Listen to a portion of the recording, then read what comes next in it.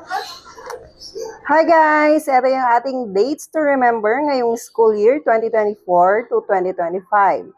So, start ng classes natin ay July 29, 2024. At ang quarter 1 exam kaagad, agad-agad, ayan, may exam na kaagad, September 23 to 24, 2024.